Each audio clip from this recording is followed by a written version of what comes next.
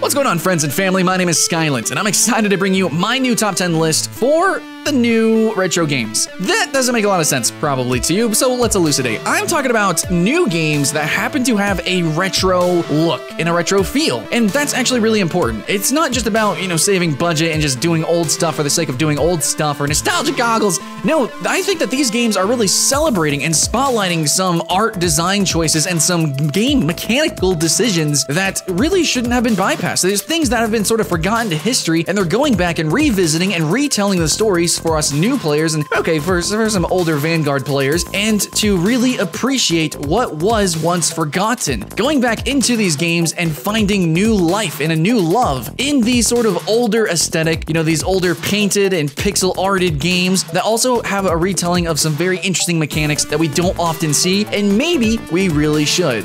So in spirit and in celebration of the old games that have come and passed, let's talk about some new games that have picked up the torch.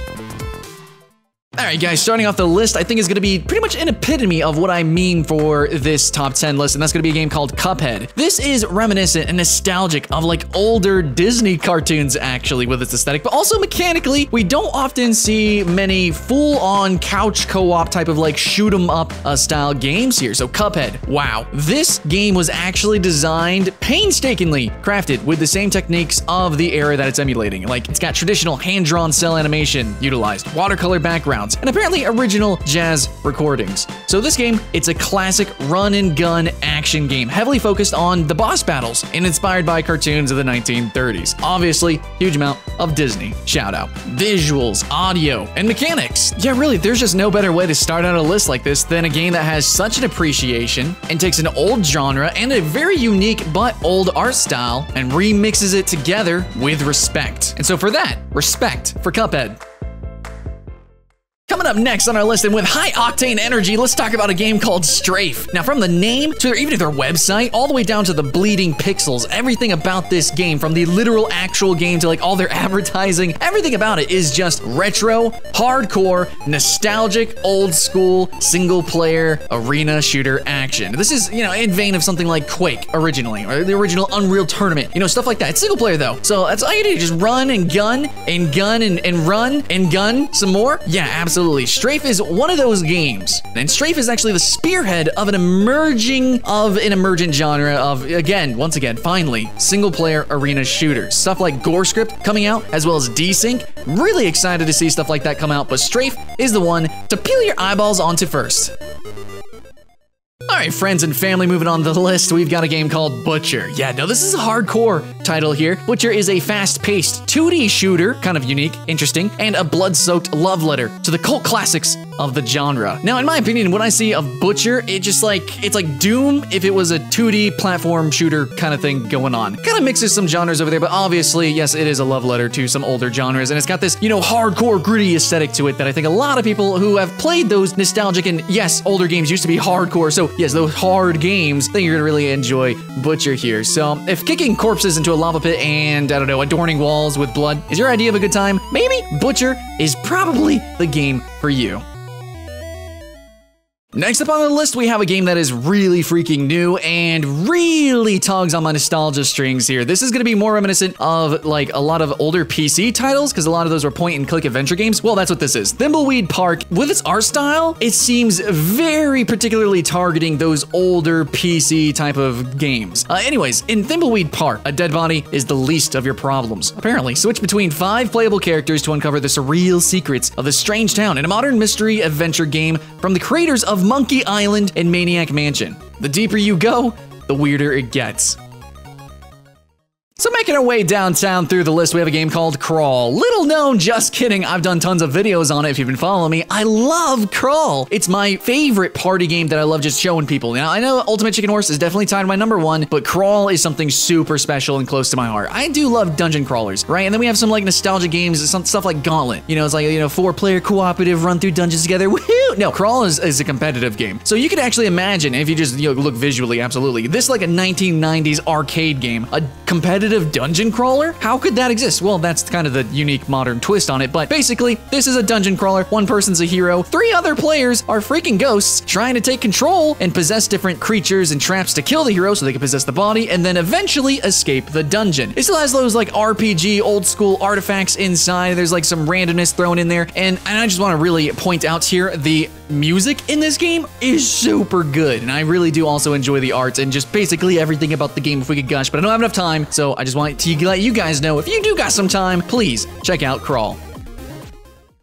Okay, friends, now I'd love to have your attention and to direct it toward a game called Ravenfield. And I think maybe like the namesake kind of gives it away, but in my opinion, I feel like this game is really just sort of reminiscent of old school first-person shooters on PC. Like, not the arena variant, but of the Battlefield variant, of the big team battle variant. Now, we don't actually get many big team battle games, and don't mistake, this isn't a competitive game. This is a single-player game. There's something very simple, arcade, and just very honest about it, where you just jump in and just freaking shoot polygons that are shooting at you. Now, there is vehicular combat, so it is very reminiscent of Battlefield. If you play those old school Battlefield games, it's just like that, just, you know, polygonal, and also single player. And apparently you can have as many units on the field as possible, as many polygons as your computer can handle. So that's kind of exciting. If you just want to jump in and have some ridiculous big team battle arcade action, well, this is the game to go to.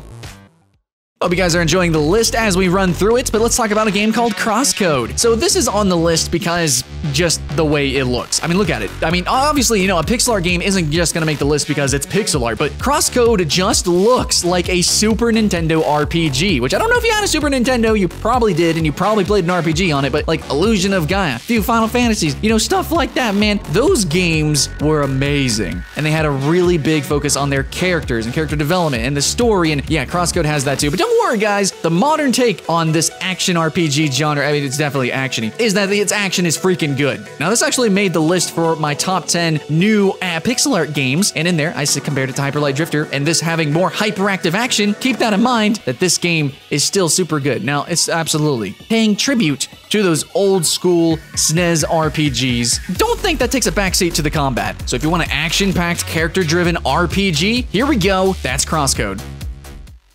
Swimmingly, we're moving through the list. Let's talk about a game called Flinthook. Now, this is a little-known title that came out this year, and I think it's freaking awesome. So this is kind of, I don't know, man, it's an amalgamation of a lot of sort of nostalgic inspiration, but kind of reminds me of like the Smash Bros, like the original Smash Bros, like a little mini game you can find in some Mario games and like the original Mario Bro game, whatever. Anyways, it's kind of like that, but it's got like the hook shot mechanics and like a couple of like sort of Metroid-ish sort of mechanics, and I don't know, man. This is like no one direct inspiration for this game, but like kind of everything about it is you can kind of see in a lot of older games, especially like Super Nintendo era stuff's going on. But basically, it's hook shots, and there's like actually some like rogue elements with like procedural generation, stuff like that, and you just kind of like run around and the hook shot thing. I don't know, dude. Hook shot! Can we just, does anybody not like a hook shot? I don't know what to say, dude. You're a space pirate, you got a hook shot, and there's time manipulation in it, and there's a lot of mechanics that you see in like some older Super Nintendo platformers, and that's it. Flinthook. Check it out, man.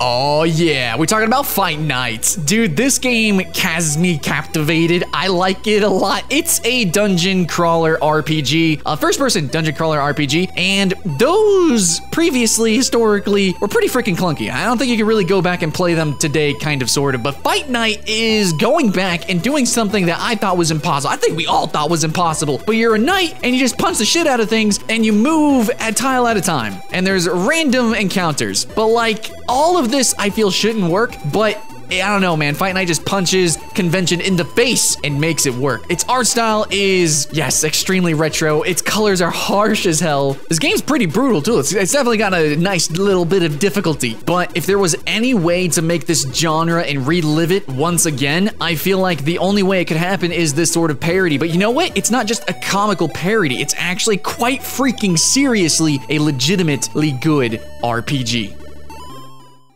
Well, coming off all of that hype and excitement, we have our number one, and that's Kindergarten. Yeah, no, actually, Matt Padges recently did a video on this and enlightened me of the existence of this game. Holy crap, dude, this is actually really cool. Kind of similar to like point-and-click adventure games, kind of similar to those more conversational-based RPGs. Well, here we are with Kindergarten. Don't be surprised by the name, though. This is actually an extremely mature and adult game. So, welcome to kindergarten. Have fun trying to learn and share and not die. Yeah, that's important too. In a school that's just not quite right, it's important to be friendly and take out those who aren't.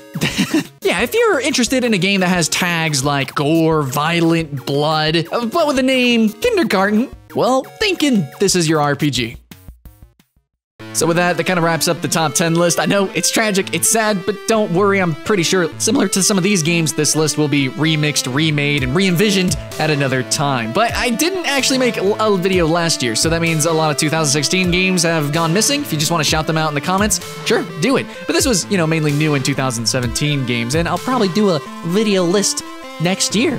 I do lots of lists. I actually just did a top 10 pixel art list. So if you guys want to like, subscribe, and do all that cool stuff to keep watching the videos, please do it. I absolutely would love it. But really, just wanted to make this video because I think these games are highlighting some things that were kind of just, under the radar for many years. And I'm glad it's back. And I just want to say, I love the trend of lots of games, even if they don't focus on it, but they are including a lot of cool mechanics or art design decisions or music inspiration that comes from older content, retro games. And it's actually outside of video games too. I guess the internet age, it's easier to digest content, new content, and also look back and digest and consume older content and remix it and reshare. So, on that note, wouldn't mind if you did it for this video. And please, if I missed anything, let me know in the comments below. Hope you guys had fun. My name's Skylent. Keep the hype alive, guys, and I'll see you again next time.